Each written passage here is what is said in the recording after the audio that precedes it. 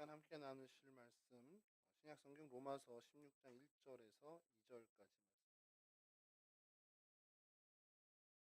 로마서 16장 1절에서 2절 저희 짧으니까요 한 목소리로 함께 봉독하도록 하겠습니다. 내가 갱그리아 교회의 일꾼으로 있는 우리 자매 베베를 너희에게 추천하노니 너희는 주 안에서 성도들의 합당한 예절로 그를 영접하고 무엇이든지 그에게 소용되는 바를 도와줄지니 이는 그가 여러 사람과 나의 보호자가 되었습니다. 아멘. 예, 오늘 저희가 살펴볼 성경 속의 장소는 겐그레아라는 곳입니다. 뭐 이게 들어는 보셨을 법도 한 곳이고요. 이게 좀 재미난 일이라고 해야 되나? 그러니까 사도 바울이 그냥 성경에서 좀 독특한 일을 행한 곳이 겐그레아라. 성경 시험을 볼 때, 뭐 성경 이렇게 저희 시험 준비를 할 때 보면 이 지명에서 바울이 뭘 했다라는 게 이제 항상 좀 기출 문제로 많이 나오던 곳입니다. 지도를 좀 먼저 보시면 이 위치를 이제 설명을 하기엔 좀 어려운 게 펠로폰네소스 반도라고 여러분 뭐 펠로폰네소스 좀 들어는 보셨을 텐데 아테네하고 스파르타하고 이제 전쟁을 치른 그곳이 그리스 제일 남단에 있는 그 반도입니다. 제일 아래쪽에 요즘 떨어져 있는 것 같은 여기 약간 네모난 섬 보이시죠? 그 섬이 아니라 이제 그 반도인데 저희가 펠로폰네소스라는 펠로폰네소스 반도입니다. 지도 여기서 보면 이게 떨어져 있어요. 섬처럼 떨어져 있는데 실제로는 이어져 있는 육지입니다. 육지인데 여기서 떨어지게 한 것은 운하를 만들었습니다. 저 사이에. 그러니까 실질적으로는 지금 이제 떨어져 있는 상태가 된 거죠.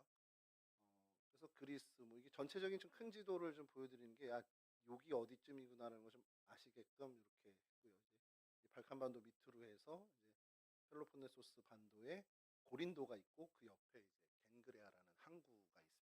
이걸 조금 확대해서 보면 다음 사진 보여주시면 예, 요렇게입니다. 그 밑에 쪽에 여기 이제 이어져 나오죠. 아덴하고 고린도 거기에 이어져 보이게 나오는데 그 아테네에서 고린도로 가는 그 고린도 사실 좀 더 왼쪽인데 그 가는 길목이 갱그레아를 이제 거쳐가게 되는 그 정도의 위치에 있습니다.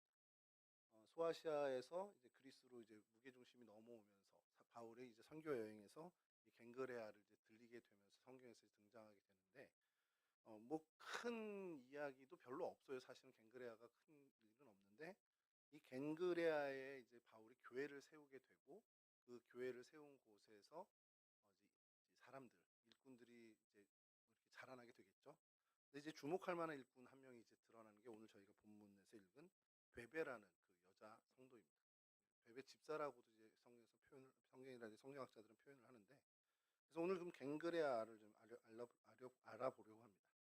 그래서 케크리에스라는 그리스 말로는 케크리에스라는 이제 단어로 쓰고 있고요. 고린도와 거리는 한 11km에서 12km 그 정도 사이 이제 떨어져 있는 그 위치에 있고 이 고린도에서 어디를 나가려고 하면 어떤 다른 타 지역으로 가려고 하면 육로를 이용할 때는 뭐 아테네 쪽으로 가면 되는데 이제 배를 이용하게 되면 거의 이제 갱그레아에 가서 배를 타게 되는 어떻게 보면 고린도의 약간의 위성 도시 같은 느낌을 좀 가졌던 도시입니다. 그러니까 저희가 서울이라는 도시도 그렇잖아요. 서울에서는 뭐 요즘은 이제 뭐 예전엔 배를 타고 뭐 어디를 나가야 되겠다. 육로는 뭐 경부선이나 이렇게 뭐 조선시대 같은 평양이나 중국으로 가는 육로를 했겠지만 뭐 해외로 나가야 된다, 뭐 배를 타야 된다면 인천항을 가는 제물포항을 이제 가듯이 이제 서울에 이제 인접해 있는 제물포항이죠.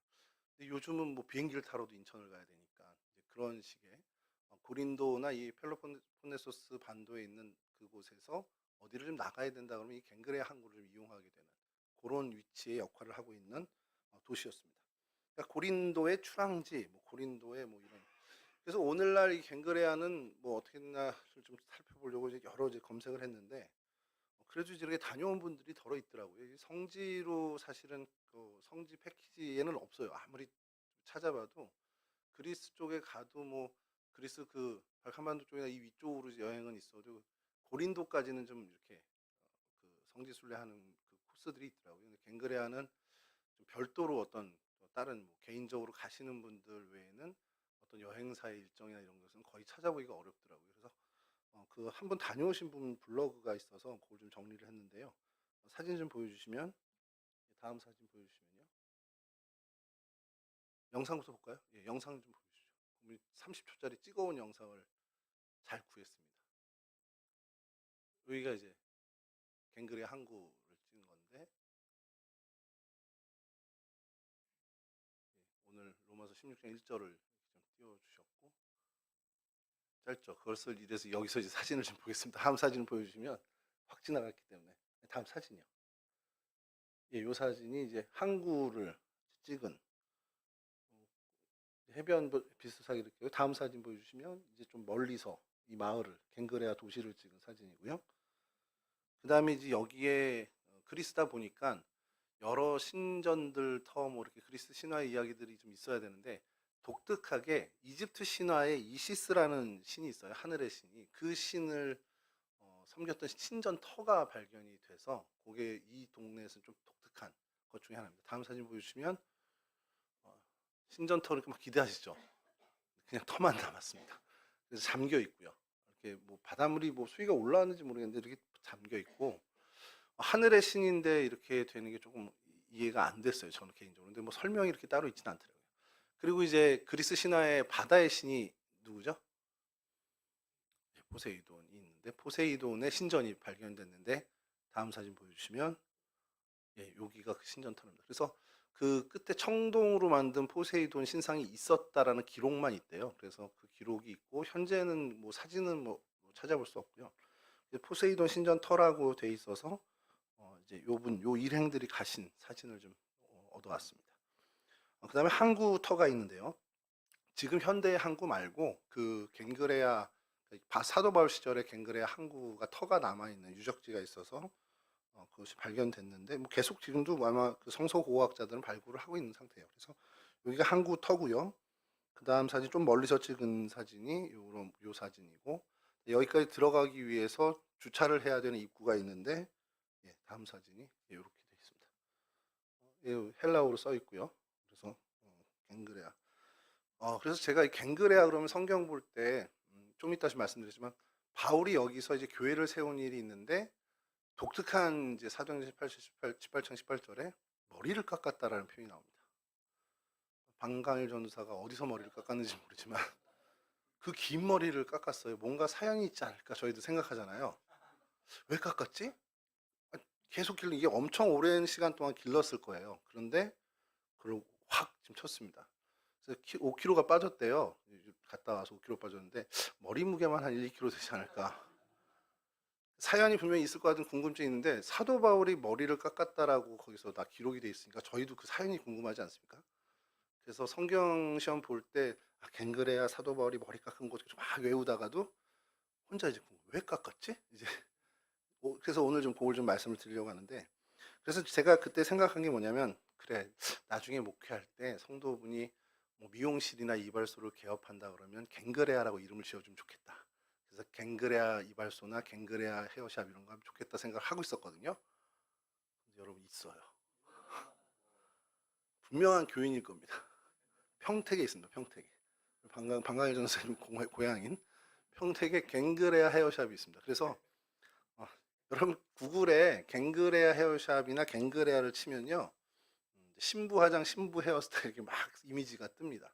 그래서 여기서 한 건지 잘 모르겠는데 요렇게 좀 있다는 거. 갱그레아가 사도 바울이 머리 깎은 곳이, 요건 여러분 절대 아마 안 까먹으실 것 같은데요. 요런 이제 기록들이 있는 갱그레아고요. 많은 역사가들도 이 갱그레아에 대해서 좀 언급을 한 것이 있는데, 투키티데스라는 이제 그리스 역사학자인데, 아테네인들이 고린도를 공격하는 그 펠로폰네스 전쟁 때에 이 갱그레아를 이제 언급한 기록이 좀 남아 있다라는 것을 발견했고요.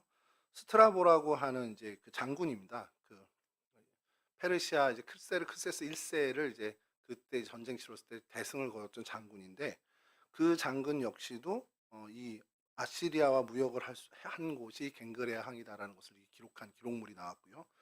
그다음에 파우사니아스라고, 여러분 요거는 이름은 좀 여러분 낯설어도 신화 속에 이제 포세이돈 그 아들의 갱그레아가 이 도시를 건설했다, 이런 기록을 처음 한 사람이 이 역사가라는 거, 그런 것들이 있고요. 유적을 아까 말씀드린 것처럼 이시스 신전이 발견됐고, 또 하나가 아스클레오피오스라는 그 사람의 섬긴 어떤 그 신전은 아닌데 이제 그런 것이 비슷한 것이 발견이 됐는데, 이 아스클레오피스는 뭐냐면 여러분 뭐 그 우리 응급실 응급차 이렇게 보면은 지팡이에 이렇게 뱀이 말려 있잖아요. 저는 어릴 때 그게 사실 모세 지팡이인 줄 알았는데 그게 아니더라고요. 그래서 그리스 신화에 나오는 아스클레오피오스의 지팡이가 이 뱀이 이렇게 말려져 있는 의술의 신이라고 해서 사람들은 그 신전도 이제 발견이 된 게 이 갱그레아 유적지였습니다. 지금도 계속해서 성서고고학자들이 발굴 작업을 하고 있고요. 뭐 어디서 무슨 벽화가 나왔던 이런 얘기들이 나오긴 하는데 그것이 이제 좀 정리가 아직 안 돼 있어서 그것까지는 소개해드리기가 좀 어려운 거고요. 아까 말씀드린 거대한 청동 포세이돈 상이 있었다라는 것.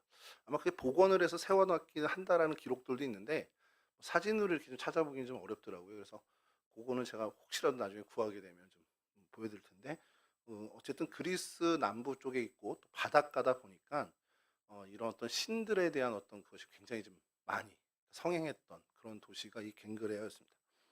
성경에 언급된 갱그레아는 딱 두 군데입니다. 그래서 사도행전 18장 18절하고 오늘 저희 본문 로마서 16장에 나오는 것뿐인데 사도행전 18장 18절을 좀 읽어드릴게요. 어차피 이거 좀 이따 말씀 계속 좀 상세하게 말씀드리긴 할 텐데, 바울은 더 여러 날 머물다가 형제들과 작별하고 배 타고 수리아로 떠나갈새 브리스길라와 아굴라도 함께 하더라. 바울이 일찍이 서원이 있었으므로 갱그레아에서 머리를 깎았더라. 이렇게 갱그레아가 한번 언급이 됩니다. 서원이랑 분명히 뭔가 연결이 될 것 같은, 그래서 요거에 대해서 성서학자들이 많이 연구한 부분들을 이따 좀 말씀을 드리고요. 그렇게 이 사도행전에서 한번 언급이 되고요. 로마서 16장 오늘 본문에서 언급이 되는데 다시 한번 1절을 제가 좀 읽어드릴게요. 내가 갱그레아 교회의 일꾼으로 있는 우리 자매 베베를 너희에게 추천하노니. 여기서 이제 갱그레아가 딱 이렇게 두 번 정도 언급이 됩니다. 바울이 설립한 교회라고 성경학자들은 이제 추정을 합니다. 그리고 거의 뭐 그것이 정설이 돼 있고요. 그리고 이 베베라는 사람이 거기서 결정적인 역할을 했을 것으로 성경학자들은 얘기하고 또 확인은 분명 안 됐지만 성경학자들이 추정하는 것은 이 베베가 어떤 예배 초소를 제공한 것이 아닐까라는 그런 얘기들을 좀 하고 있습니다. 성경의 어떤 문헌 말고 초기 이제 교부들의 어떤 문헌이나 이런 부분에 대해서 이 베베가 이야기가 나오는 부분이 좀 있나 봐요. 로마서와 관련돼서. 이제 그런 것으로 여러 자료들을 검토해서 이 한국 교회, 갱그레아 한국 교회에 이 베베가 예배 초소를 제공하고 지금 굉장한 많은 후원을 한 사람일 것으로 추정을 합니다. 그래서 그 베베라는 사람은 뭐 이름 자체는 뭐 빛난다라는 뜻을 갖고 있고요. 기독교인 여성으로 이방인 여성이지만 이제 기독교인 그리고 고린도 출신 갱그레아에서 살고 있는 현지인이라는 것으로 사람들은 이제 이야기하고 있죠. 그래서 오늘 이 부분을 좀 가지고 이 베베와 로마서 이 부분을 가지고 좀 저희가 말씀을 나누는 과정에서 이 갱그레아에서 있었던 일이고 갱그레아와 관련된 사건은 이 베베에 대한 이야기를 좀 나누면서 교훈을 좀 얻으려고 하는데요. 오늘 성경 본문 저희들이 나눈 성경 본문에 베베가 눈에 띄고 또 하나가 눈에 띄는 것은 추천이라는 말이 좀 눈에 띄었습니다. 베베를 너에게 추천한다. 사도 바울이 이제 사람을 추천하는 건데 그 사람이 이제 베베거든요. 추천이라는 게 사실 어렵죠. 안 어렵습니까? 누구 좀 소개해봐. 그래서 소개하는 것도 되게 어렵습니까? 추천한다, 소개한다라는 게 참 어려운 게 예전에 저희 속담도 있잖아요. 뭐 이렇게 잘 소개하면 모가 석잔이고 뭐 안 되면 뺨이 석대라는 이런 것처럼 소개라는 게 참 어렵습니다. 그리고 실제로 이제 목회를 하는 이제 이 일을 하다 보니까 누구를 이렇게 좀 추천하거나 소개하는 일들이 사실 좀 제법 많은데 이게 어려운 것이 이쪽에도 유익이 돼야 되고 이 사람에게도 유익이 돼야 동시에 유익이 된다는 게 참 어려운 거예요. 한쪽을 좀 포기하고 이 사람에게만 유리하게 한다라면 얼마든지 이 상황들은 쉬울 수 있는데 이 사람에게는 분명히 좋은 일인데 이 사람이 거기 갔을 때 그곳에는 좋은 일이 아닐 수 있는 경우가 있잖아요. 그러면 이거는 할 수가 없는 거죠. 어느 한쪽에 대해서 정말 포기하는 마음이나 아니면 정말 나쁜 마음을 먹어야 할 수 있는 일이니까요. 그런데 이제 오늘 사도 바울이 베베를 추천하는 일은 로마 교회에도 유익이 되고 베베에게도 유익이 되는 일이었을 거라는 걸 저희가 전제하에 이야기를 하는 겁니다. 친하다고 추천을 한다, 소개를 한다. 소개나 추천이 단순히 친분 관계에 친하기 때문에 한다라는 것은 아닌 건 저희가 좀 잘 알고 있습니다. 친하기 때문에 얘 무조건 좀 갖다 써. 이 친구 좀 괜찮은 친구. 이렇게 하기가 어렵다는 거죠. 양쪽이 다 유익이 되는지를 고민해야 되고, 그래서 정말 그것이 잘 매칭이 된다 했을 때 추천하거나 소개를 하게 된다는 것이죠. 좋은 자리가 있어도 나랑 가까운 사람을 추천을 못할 수도 있습니다. 그리고 좋은 사람이 있지만 그 괜찮은 자리든 어떤 자리를 무조건 추천하기도 어렵다는 것이죠. 만약에 여러분들이나 뭐 제 주변에서 저한테 누구 좀 추천해줘봐, 사람 좀 소개해줘봐 한다면, 목사인 저에게 물어본다면 그 이야기를 하는 사람의 기대치는 뭘까요? 적어도 괜찮은 신앙 갖고 있는 사람, 그래도 교회에서 제법 좀 뭔가 신실함을 갖고 있는 사람 좀 소개해 달라라는 기대를 갖고서 저에게 이야기할 겁니다. 그러니까 성품 좋고 예수 잘 믿고 어떻게 충성하고 또 실력 있는 사람, 이렇게 추천을 받겠죠. 그러니까 예를 들어서 뭐 어느 권사님이 자신의 이제 따님이 있는데, 목사님 좀 신랑감 좀 소개해 줘라고 한다면, 저한테, 그러니까 제가 아닌 어떤 다른 사람한테 물은 것과 좀 다르게 저한테 한번 추천해 달라고 그러면 목사의 시각으로 봤을 때 괜찮은 사람일 거 아니에요. 그럼 거기엔 분명히 신앙의 어떤 요소가 분명히 들어갈 겁니다.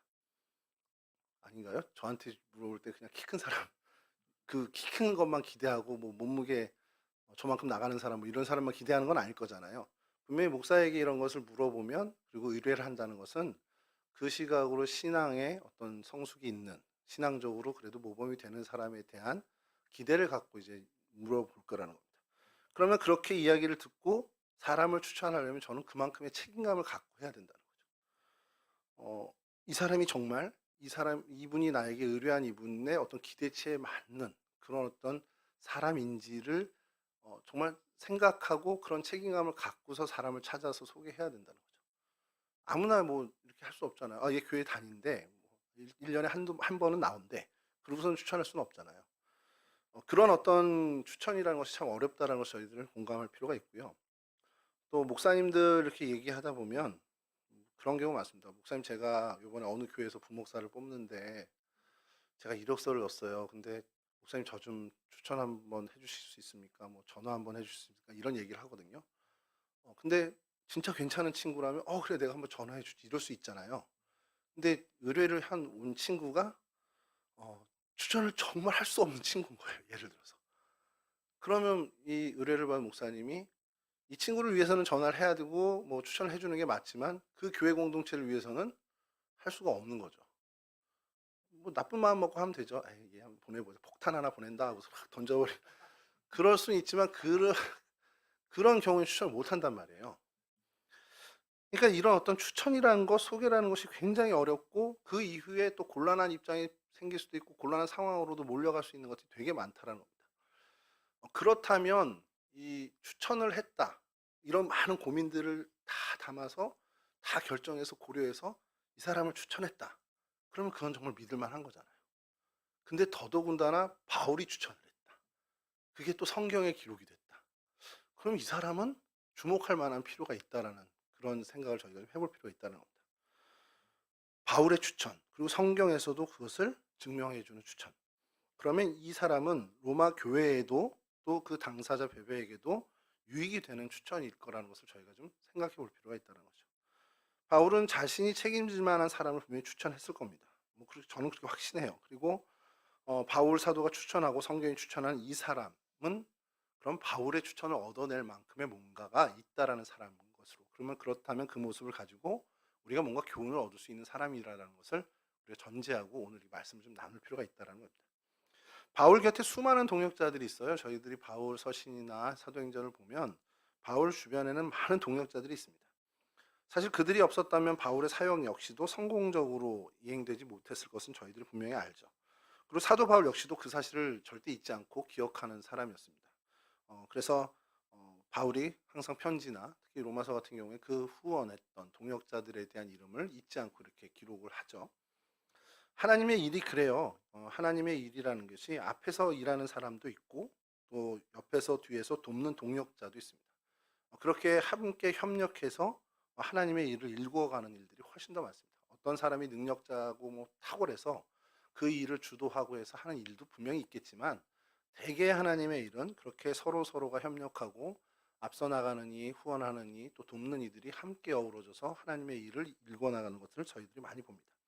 그래서 우리가 하나님의 일을 맡은 사람들은 항상 기억해야 되는 것이 서로의 수고에 대해서 인정하고 그 서로의 수고에 대해서 잊지 않아야 한다는 것이죠.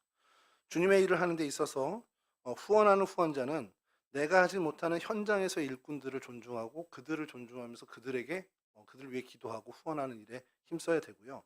또 그 현장에서 일하는 일꾼들은 뒤에서 후원하는 그들의 수고 헌신을 정말 그것이 없으면 우리가 이렇게 일하지 못한다라는 그 생각으로 그것을 잊지 않고 감사한 마음으로 계속해서 하나님 일에 해야 된다는 것이죠. 이렇게 서로가 서로에 대한 어떤 인정하고 감사하는 마음을 갖고 있을 때 하나님께서 그 마음들을 합해서 하나님의 선한 일들을 분명히 일구어 가신다라는 것을 저희들이 이제까지 봐왔고 그런 일들은 저희가 늘 느끼고 있습니다. 사도 바울이 이제 서신 중에 마지막 서신인 로마서를 집필하면서 글을 쓰면서 이 마음을 가지고 한 명 한 명 소중한 그 후원자들, 협력자들, 동역자들을 잊지 않고 마지막 기록을 남깁니다. 그래서 한 사람 한 사람을 이제 쓰는데 그 중에 한 사람이 오늘 저희들이 주목하는 베베라는 여인입니다. 말씀드렸듯이 그 이름 자체도 맑고 순결함, 빛난다라는 이름을 갖고 이름의 뜻이고요.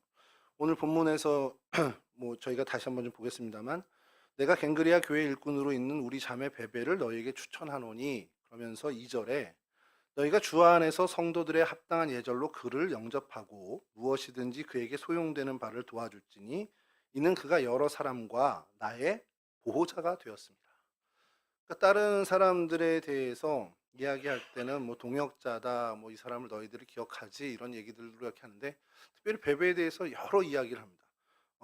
갱그리아 교회 일꾼은 보배를 뭐 너에게 보낸다 이걸로 끝나는 게 아니라 합당한 예절로 그를 영접하고 뭐든지 그에게 소용되는 바를 공급해 주길 바라고 그러면서 여러 이야기를 하는데 그 사람은 어떤 사람이냐? 나의 보호자다라고 이제 표현을 합니다. 그게 프로스타티스라는 이제 헬라어 단어인데 다른 어떤 사람들은 뭐 동역자다, 뭐 어떤 하나님의 일꾼이다, 뭐 이런 식으로 표현을 하면서 이 베베만큼은 나의 보호자다라고 이렇게 표현을 하고 있다는 거죠. 동역자와 보호자는 의미 자체가 좀 다릅니다. 같은 결은 같지만 분명히 의미가 자체가 다른 것이 동역자는 말 그대로 동료라는 의미가 더 큽니다. 나와 함께 일을 하고 있고 함께 일을 진행하는 사람이고 함께 하나님의 일을 맡은 사람이다라는 것인데 보호자는 의미가 달라요. 그리고 헬라어 프로스타티스 역시도 전혀 다른 뜻을 갖고 있습니다. 여러분 보호자의 의미가 뭡니까? 제가 이제 저희 아들이랑 딸이나 병원에 데리고 가면 보호자분 이렇게 해요. 근데 저는 아빠지 보호자가 아니야 이러고 있진 않잖아요. 보호자분 그럼 제가 먼저 대답을 하거든요. 왜냐하면 이 보호자라는 것이 뭐냐면 이 사람에 대한 모든 걸 책임을 갖고 있는 사람을 이야기합니다. 그러니까 책임지는 사람이 바로 보호자라는 거예요. 가족이나 친척 아니면 그 사람을 책임져 줄 수 있는 사람을 보호자라고 이야기합니다. 근데 사도 바울이 이 베베를 나의 보호자, 여러 사람과 나의 보호자라고 얘기를 하고 있다는 거죠. 이 말의 의미가 뭘까? 가만히 생각해 보면 그냥 상상이 될 수 있습니다. 사도 바울의 모든 사역에 대해서 뒷수습을 해주고 어떻게 보면 보호해주고 뭐 소위 우리말에는 뒤치다거리를 다 맡아서 해주는 그 역할을 하는 사람이었겠구나. 그러면서 물질적인 후원이나 지원 역시도 아낌없이 베푸는 사람이겠구나라는 것을 저희가 충분히 상상할 수 있다는 거죠. 그래서 이 본문을 계속해서 반복해서 읽다 보면 이 베베에 대한 각별한 애정을 분명히 느끼게 된다는 겁니다. 그래서 2절에 있었던 아까 합당한 예절로 영접해 다오. 로마 교회 성도들에게 부탁을 하는 겁니다. 내 보호자야. 그러니까 이 사람이 너희들에게 도착하거든. 정말 합당한 예절로 영접해 줘. 그리고 무엇이든지 그에게 소용되는 그러니까 필요한 것들이 있다면 다 좀 너희들이 도와줘라 라고 이제 부탁을 하죠. 다시 이게 우리 쉽게 얘기하면 나를 대하는 것처럼 좀 대해줘 라는 얘기를 하는 겁니다. 사도 바울처럼 이 베베를 여겨달라는 것 그게 합당한 예절이라는 것을 이야기하는 겁니다. 이렇게까지 베베를 인정하는 이유가 뭘까? 그 생각을 좀 해보면요. 사도 바울은 뭐 잘 알고 있었어요. 사도 바울이 아무리 유능한 주님의 종이라고 해도 이렇게 협력하는 사람들이 없었다면 자신이 해온 그 모든 사역들을 이루지 못했을 것을 사도 바울은 알고 있습니다. 그렇기 때문에 이 하나님의 일에 최선의 헌신을 했던 사람들, 그 사람들에 대한 그 인정함이 이 바울에게 있었다는 것이죠. 그런 헌신, 그런 헌신은 신앙을 주님께서도 기뻐하시고 그 헌신을 통해서 이 아름다운 일들이 이루어졌다는 걸 사도 바울이 기억하기 때문에 그 이 베베의 헌신을 보호자로까지 표현하면서 그만큼 사도 바울의 사역에 큰 영향을 줬다라는 것을 인정하는 이제 말이라는 것이죠. 하나님의 일이 그렇죠. 각자의 형편과 상황에서 최선을 다해서 열심히 헌신하는 그 사람을 분명 하나님이 사용하십니다. 정말 하나님이 너무 좋고 하나님을 너무 사랑하고 그래서 내가 가진 온 힘을 다해 하나님의 일에 헌신하는 사람들, 사실 그러한 사람들을 하나님이 사용하셔서 이날 이때까지의 교회 역사들을 하나님이 일구어 오셨다는 거죠. 그러면 어느 정도까지 헌신을 해야 되냐? 내 상황, 내 형편에 맞는 거기서의 최선을 이야기합니다. 주님께서 5달란트, 그러니까 달란트 비율을 말씀하시면서 5달란트 맡은 종에게 5달란트 이상을 요구하지 않으시는 거예요. 5달란트 받은 자에게 야 10달란트 내놔 이렇게 하시지 않는다는 겁니다. 2달란트 받은 종에게도 2달란트 이상을 요구하지 않는 것이 하나님의 모습이라는 겁니다. 이건 뭘 말하냐면 우리가 우리의 형편과 내 실력과 내 상황 속에서 할 수 있는 최선을 다하는 것만 가지고도 주님은 저 큰 저희보다 훨씬 능력 많은 사람들이 헌신한 것과 동일한 가치로 여겨주시겠다라는 거예요. 그래서 제가 이 달란트 비율을 보면서 이제 한편으로 제가 이제 교만했을 때, 아니 내가 헌신한 거 이거만큼 제가 헌신한 걸 하나님 똑같이 여겨주면 안 되죠. 예전에 우리 유종희 장로님 설교하실 때 한번 그랬잖아요. 내가 이렇게 하는데 왜 나보다 못한 애들까지도 하나님 똑같이 억울하지 않냐고 이렇게 얘기하시는데 저도 약간 그런 마음이 있었거든요. 제가 중학교 2학년 때부터 새벽 기도를 했어요. 놀라셔도 됩니다. 자발적으로 한 건 아니에요. 끌려갔죠. 거의 정말 도살장 끌려간 양처럼 끌려갔습니다. 저희 어머니가 저희 아버지가 좀 이제 형편이 안 좋으시고 상황이 안 좋으니까 저희 형은 좀 포기했어요. 저희 형은 좀 반항이 심하니까 그 못했나 봐. 근데 저는 엄마한테 아직은 이제 통제를 받은 나이니까 거의 머리채 잡고 끌려가듯이 이제 네가 지금 잘 때냐 아빠 왜 기도해야지 그러면서 이렇게 끌려갔는데 제가 이제 그래서 나중에 제가 할 말이 생긴 거예요. 신학생 되고서 난 중학교 2학년 때 새벽 기도를 했습니다. 이렇게 얘기를 하거든요. 그러니까 사람들이 와 대단하다 이렇게 하는데 뭐 가서 잤죠. 제가 뭐 아무것도 안 찬송 부를 때도 자고 말씀 들을 때도 자고 끝나면 엄마가 기도 끝나고 이제 기도하시잖아요. 끝나고 오면 이제 불만이 생기는 거예요. 좀 일찍 오지 학교 가야 되는데 이렇게 편하게 자고 싶다. 하여간 그러다 보니까 저도 약간의 교만할 때 내가 이랬던 사람이 이러거든요. 그러면서 마음에 드는 생각이 야 내가 이렇게까지 신앙생활하는데 어떻게 쟤는 조만큼한 걸 똑같이 여겨준대. 저도 되게 불만이 많았거든요. 유정현 장로님의 마음을 제가 좀 압니다. 여하튼 근데 하나님은 그것을 등가의 원칙, 같게 보신다는 겁니다. 근데 이게 정말 큰 은혜가 되는 게 나중에 제가 그 교만이 벗겨지고 제 실체를 보게 되니까 제 실체를 봤을 때 제가 처음 든 생각이 하나님 저는 쓰레기였군요. 이거였군요. 근데 하나님이 동일하게 여겨주신다라는 게 은혜가 되는 겁니다. 그게 이제 성경의 사실 달란트의 비유죠. 그래서 주님께서 이러한 것들을 저희들에게 얘기하시는 것이 그래 네 능력만큼 네가 할 수 있을 만큼 최선의 헌신을 다하면 그건 내가 최상으로 인정해 줄게. 근데 제가 그것을 이제 머리로 알고 이제 품고 다니는데 진짜 확실하게 느낀 때가 있었습니다. 아이들을 키우면서 빨래 돌리는 거는 큰애를 시켜야 되고 뭐 설거지하는 거는 누굴 시켜야 돼 이런 거 있는데 아이들에 따라 다른 거예요. 큰애가 할 수 있는 일이 따로 있고 작은 애가 할 수 있는 일이 따로 있는 겁니다. 그 작은 녀석이 5살 때 너 청소기 좀 돌려 못 하잖아요. 그때 이제 큰애를 시키겠죠. 근데 이제 5살짜리가 좀 크면은 이제 청소기 돌릴 때가 되면 너 청소기 좀 돌려. 이렇게 할 수 있는데 그럼 어느 게 사실 그 일의 크기로 보면 집안일을 돕는 크기로 보면 큰애가 더 많이 할 겁니다. 더 결정적인 일을 할 거고요. 작은 애는 그거 뭐 3살 차이니까 못 할 거예요. 근데 제가 볼 때는 어때요? 오히려 작은 애가 더 그죠? 사실은 똑같은 겁니다. 이 큰 애가 하는 일이나 작은 애가 하는 일이나 저한테 다 기쁜 거예요.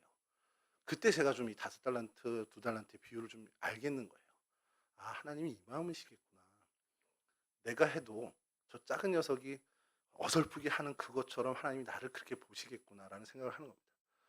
그러니까 이 베베의 헌신이 다른 여러 기독교 역사에 다른 정말 엄청난 결정적인 헌신을 한 사람. 그래서 성경에 크게 기록되고 많은 양이 기록된 자들과는 다를 수 있어요. 크기는 분명히 다를 수 있습니다만 하나님이 보실 때에는 이 성경에 딱 2군데 나오는 갱그레아라는 게 2군데 나오고 베베는 여기밖에 안 나오는데 이 베베의 헌신도 하나님이 같은 가치로 여겨주시는구나라는 것을 보면서 정말 그 기쁨이 있고 은혜가 되고 이걸 그럼 우리가 정말 큰 교훈으로 삼아야겠구나라는 생각을 좀 해보게 된다는 겁니다. 이 헌신, 그 베베의 헌신이 하나님을 기쁘시게 했다라는 것. 사도 바울뿐만 아니라 그 로마 교회에 유익이 됐다라는 것을 저희가 기억할 필요가 있다는 것이죠. 그러니까 헌신이라는 것이 그래요. 나를 아끼지 않고 정말 하나님을 더 사랑하는 마음으로 하나님께 헌신하는, 정말 하나님께 내어드리는 것이죠.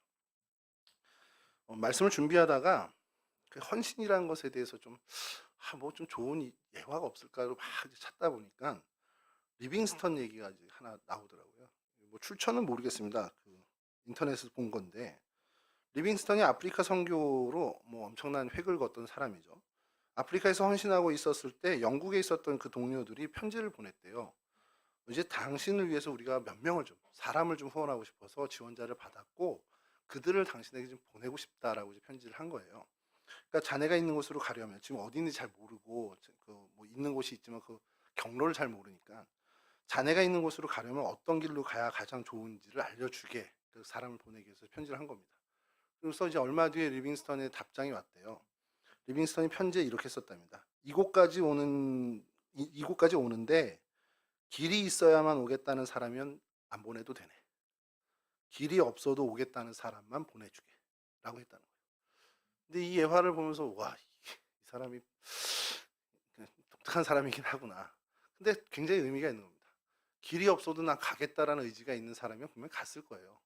방법이 없어. 야, 거기 못 가는데 방법 없대. 근데 자기는 리빙스턴과 같이 동역하고 싶은 마음이 있다면 길 없어서 제가 좀 길을 만들어서라도 가겠습니다 하는 사람이 분명히 있다면 그 사람은 진짜 동역할 수 있는 사람이 된다는 거죠. 하나님의 일이 그런 게 아닌가라는 싶어요. 교회의 일이, 하나님의 일이 어떻게 해야 돼요? 방법이 없어. 그럼 안 할래요 라고 하는 사람의 헌신은 사실 그렇게 뭐 모범적인 헌신은 아닌 것 같습니다. 근데 이거 어떻게 해야 되지? 모르게 방법이 없는데? 그러면 정말 기도하면서 그 방법을 찾는 사람이 진짜 하나님의 그 헌신자들이 아닐까라는 생각을 좀 해보게 됩니다. 예수님 시대에 율법사가 주님께 와서도 그 얘기를 하죠. 주님, 하나님이 우리 인생이 살아가는 많은 일들 속에 이렇게 해라 저렇게 해라 이런 뭐 하지 말라 저거 하지 말라라고 계명을 주셨는데 그 계명 중에 제일 큰 계명이 뭡니까? 라고 율법사가 물어봤어요. 주님께서 뭐라고 대답하셨습니까? 지난주 오후 예배 때 이제 조양 목사님 설교 때 이제 잠깐 나온 말씀이긴 한데, 내 마음을 다하고 뜻을 다하고 성품을 다하고 힘을 다하고 목숨을 다하여 주 너의 하나님을 사랑하라. 신명의 말씀으로 이제 대답을 해주셨죠. 이게 첫째 되는 계명이다. 이게 정말 신앙생활이고 이게 헌신인 것 같아요. 그러니까 뭘 했다, 무엇인가를 기여했다, 뭐 내가 이 일에 내가 정말 헌신 뭐 이렇게 했다라는 게 아니라 정말 뜻을 다하고 성품을 다하고 힘을 다하고 목숨을 다해서 하나님을 사랑했다. 이게 진짜 헌신이라는 거죠. 베베에서 사실 이런 모습을 좀 보게 된다는 겁니다. 어떤 사람을요, 이렇게 목회를 하다 보니 여러 교회를 이제 다니다 보니까 어떤 사람들을 좀 발견하냐면 말로는 헌신을 정말 잘하는데 몸이 그 헌신의 자리에 없는 분을 보게 됩니다. 그건 뭐 헌신이 아니죠. 근데 어떤 분은 헌신의 자리에서 정말 열심히 땀을 흘려요. 근데 마음은 없어. 예배당에 와 앉아 있는데 마음은 정말 콩밭에 가 있습니다. 캠핑을 좋아하는 분이셨는데 캠핑장에 가 계신 거예요. 야, 오늘 날씨는 딱 캠핑하기 좋은 날인데 이러고 계시는 거예요. 예배 끝나고 나오시는데. 그것도 분명히 헌신은 아니죠. 외식적인 헌신이 되겠죠. 근데 이제 반대의 경우도 있습니다. 몸은 캠핑장에 가 있고 어디 끌려가 있어요. 주일에 교회에 못 와 있는데 근데 마음은 교회에 가 있습니다. 안타깝지만 그래도 그전 상황보다는 나은 모습일 수는 있지만 그것도 사실은 온전한 헌신이 되긴 어렵다는 겁니다. 헌신은 뭐냐? 몸도 마음도 정신도 그 예배의 자리, 하나님을 사랑하는 자리에 있는 것, 그게 전인적인 온전한 헌신이 될 수 있다는 겁니다. 그러니까 사실 예배당에 나와 있다, 뭐 예배당은 아니더라도 온라인 예배라 하더라도 내가 예배의 자리에 내 몸도 있고 내 마음도 있는 것이 굉장히 중요하다는 겁니다.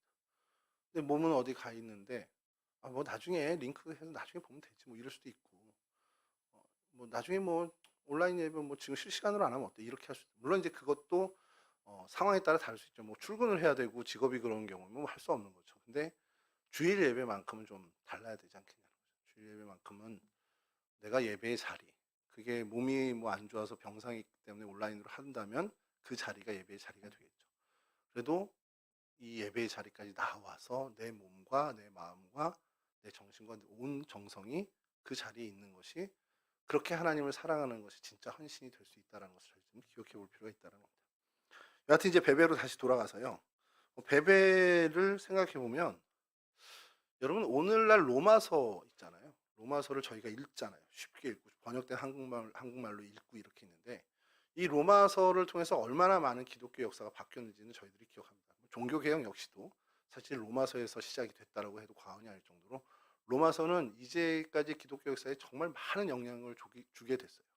그럼 이 로마서가 이 정경 안에 들어가게 된 결정적인 역할을 한 것이 몇 번이 있는데, 일단 사도 바울이 집필을 했죠. 사도 바울이 기록한 게 되게 중요한 거고, 로마 교인들이 그것을 읽고 돌려 회람하면서 이제 번지게 된 그것도 되게 중요한데, 근데 거기 중간에 사도 바울이 쓰고 로마 교회가 읽게 된 그 과정에 전달자가 있다는 거예요. 여러분, 이 결정적인 일을 한 것이 바로 베베라고 성경학자들은 공통적으로 이야기하고 있습니다. 여러분, 사도 바울이 로마서를 써서 로마 교회에 이 로마 교회를 위한 편지를 보내야 되죠. 1절입니다. 내가 갱그레아 교회 일꾼으로 있는 우리 자매 베베를 너에게 추천하노니. 이 구절과 여러 성경의 자료들을 가지고, 성경 외의 자료들을 가지고 베베가 이 로마서의 전달자로 성경학자들은 공통적으로 얘기하는데, 누구에게 맡길까라는 생각을 해보는 거예요. 믿을 만한 사람에게 맡기겠죠. 이 갱그레아 교회에 머물면서 베베를 보게 됐을 텐데, 이 갱그레아 교회에서 아까 머리를 깎았다고 그랬잖아요. 그래서 서원과 연결이 되어져 있는데, 우리 민수기에 보면은 서원이 끝나는 종료되는 그때에 머리를 밀고 그 머리를 제물에 이제 같이 해서 불태우는 그 규례가 있습니다. 그러니까 나실인 서원은 어쨌든 머리에 삭도를 대면 안 되잖아요. 그러니까 그 기간 동안, 구별된 기간 동안에 머리에 손을 안 댔다가 그 서원한 날이 기한이 다 차게 되면 머리를 이제 밀게 되는데, 그 사도 바울이 뭔가 모르지만 서원한 것이 있었고, 그것이 이제 종료된 것이 갱그레아에서 머물 때 종료가 됐고, 그래서 갱그레아에서 이제 머리를 밀게 된 사건이 있었습니다. 그러니까 그곳에서 이제 갱그레아 교회가 세워지고 하면서 머물면서 봤겠죠. 그리고 고린도 그 인근에서 이제 편지를 쓰면서 보낼 때에 아무나 보내지 않고 믿을 만한 사람을 분명히 보낼 텐데, 중요한 것은 여자를 왜 보냈을까라는 생각을 하게 되는 거예요. 그러니까 뭐 당시에는 뭐 요즘은 뭐 이메일도 있고 SNS도 있고 뭐 소식 전하는 수단이 정말 많잖아요. 근데 사도 바울 이 당시에는 단 하나밖에 없습니다. 인편밖에 없어요. 그러니까 사람이 들고 가야 되는 것밖에 없습니다. 그러면 당시 시대상은 저희가 잘 알잖아요. 뭐 여자가 그렇게 존중받던 시절도 아니고 무게감이 있었던 시절도 분명히 아닌데, 뭐 그 당시에 뭐 고린도 교회나 이쪽 갱그레아 쪽에 뭐 힘 있는 남자들이 없었겠습니까? 그런 사람도 있고 믿을 만한 남자들 분명히 있었을 텐데, 유독 베베를 보내게 된 이유가 뭘까라는 것을 저희가 생각하면, 그냥 생각하는 그 상상의 답은 최고로 믿고 신뢰했기 때문이라고 답을 할 수밖에 없다는 거예요. 그런 신뢰감을 준 베베라는 것을 저희가 생각하는 겁니다. 크리스천 투데이라는 그 기독교 신문이 있는데, 거기 인터넷판에 한 한평호 목사님이라는 분이 이제 글을 올렸는데, 그분이 이제 올린 여러 가지 일들 중에 제가 좀 주목하게 된 것이, 이 베베에 대해서 얘기하면서 로마서 전달 과정을 얘기하는데, 이게 성경학자들도 이야기하고요, 또 시노모 나나미라고 로마인 이야기를 쓴 일본 작가인데, 이 사람이 이야기한 것까지도 인용하면서 이 갱그레아에서 로마까지 가는 여정 길을 이제 얘기를 하는 겁니다. 날이 좋은 날 보름이 걸린대요. 근데 배로 가는 게 이제 백길이 주로 있겠죠. 근데 날이 좀 굳은다 그러면 55일까지도 걸린다는 겁니다. 당시 기록이.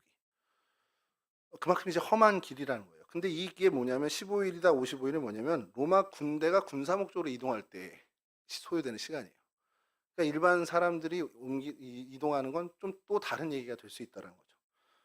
그러니까 이 로마로 가는, 고린도에서 로마로 가려면 이 에게해를 돌아서 지중해로 나와서 이렇게 뭐 가야 되는 그 일만 해도 수주일을 걸리는 건데, 이 과정을 다 통과해도 이제 나폴리만의 보디올이라는 곳에 도착해서 하선한 다음에 거기서부터 200km를 우리 잘 알고 있는 아피아 길, 그 로마에서 닦은 그 도로 있잖아요, 돌길, 그 아피아 길을 걸어가야 되는 겁니다. 여자예요. 뱃사람들의 사나운 그 분위기에서 배를 일단 타야 되는 게 첫 번째 어려움일 거고, 그것이 버텨내고 로마까지 내려서 그 200km를 갈 때 며칠 이제 묵어야 될 숙소를 또 구해야 되는 것도 일인데, 뭐 그것만 한 열흘 이상 걸렸을 겁니다. 근데 이게 여인의 몸으로 그 길을 간다는 거, 치안이 잘 돼 있는 오늘날에도 쉽지 않은 일인데, 그곳을 그 여인의 몸으로 간다. 이거는 어느 정도로 생각을 해야 되냐면 그냥 죽을 각오를 하고 가는 겁니다. 가다 내가 잘못돼도 상관없어.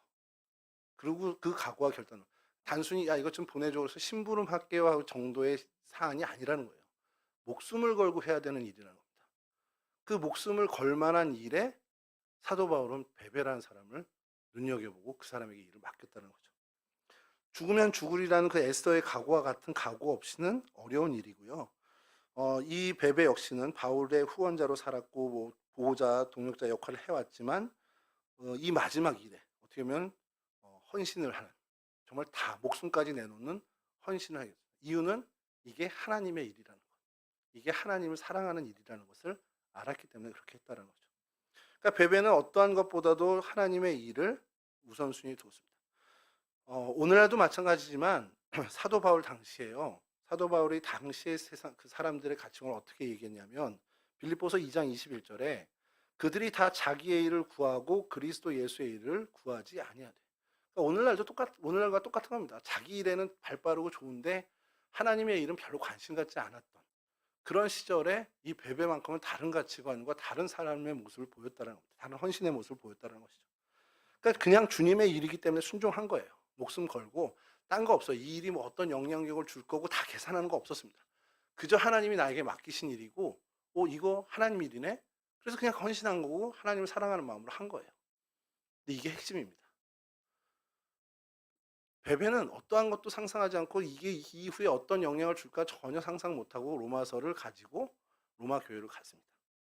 말씀드린 것처럼 그 일 이후로 로마서라는 것이 세상에 빛을 받게 되고 로마서가 그 수천 년간 얼마나 많은 그리스도인들에게 영향을 줬으며 하나님의 사람으로 세워가는데 도구가 됐냐라는 거예요.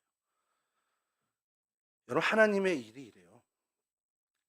뭐 하루아침에 신뢰를 얻은 건 분명히 아니겠지만 그의 헌신의 모습을 통해 사도 바울이 그를 신뢰하게 됐고, 그래서 이 로마서를 전달하는 당시에는 별거 뭐 그 의미 없는 일, 뭐 별로 큰 의미 있는 일이 아니라고 여겨졌던 일이지만 그 일에 하나님을 사랑하는 마음으로 헌신한 베베를 하나님이 사용하셨고, 그리고 그 일이 이후의 기독교 역사에 정말 어마어마한 일을 일궈내게 되죠. 하나님은 그러한 정말 순수하게 하나님을 사랑하고 어떤 미래에 대한 계산이나 이런 것이 아닌 하나님을 사랑하는 마음으로 그저 헌신한 사람의 헌신을 사용해서 정말 원대한 하나님의 일을 일구어 가신다는 겁니다. 오늘날 저희들의 일이 마찬가지예요.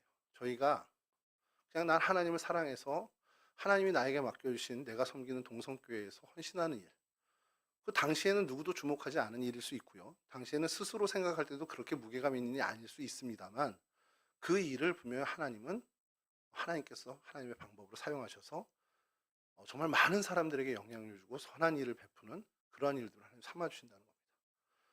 애초부터 우리가 이 일을 잘해서 내가 잘 성공하면 이게 우리 교회가 엄청나게 큰 파급 효과를 이뤄내고 이 한국 교회사를 바꿀 거야, 이렇게 해서 헌신하는 건 하나님 안 쓰신다는 거예요. 그냥 정말 묵묵히 내 일상에서 하나님을 사랑하는 마음 때문에, 그냥 하나님 사랑하는 마음 때문에 그저 내가 헌신한 그 일을 하나님은 사용하시고 하나님의 놀라운 큰 일을 이루어 가신다는 겁니다. 여러분, 우리가 모르는 사이에 하나님이 우리를 사용하신다는 거죠. 베베 역시도 베베가 모르는 사이에 베베를 하나님께서 사용하신 것처럼 우리의 일상에서 하나님께 헌신하는 그 헌신을 통해서 하나님은 우리가 모르는 크고 정말 위대한 일을 하나님께서 행하신다는 사실입니다. 베베는 미처 상상하지 못했던 자신이 전달한 그 편지로 인해서 훗날 얼마나 많은 사람들이 하나님께 자복하고 하나님을 만나고 하나님께 돌아와서 하나님의 놀라운 일꾼이 됐는지 그녀는 몰랐습니다. 그녀가 모르는 사이 하나님은 그렇게 놀라운 은혜로 그녀를 사용하셨죠. 우리 역시도 마찬가지입니다. 우리가 모르는 사이에 우리의 이 한결같은 삶의 모습, 헌신의 모습을 통해 하나님은 하나님의 일을 이루어 가십니다. 그 귀한 일에 우리가 쓰임받고 있음을 잊지 않고 나의 그 일상에서의 헌신에 대해 최선을 다하는 저희들의 삶의 모습이 되었으면 좋겠습니다. 그렇게 쓰임 받는 그 은혜의 주인공들이 다 되시기를 주님의 이름으로 간절히 축원합니다. 우리 450장 함께 찬송하시고요. 주님 가르쳐 주신 기도로 마치도록 하겠습니다. 찬송가 450장입니다.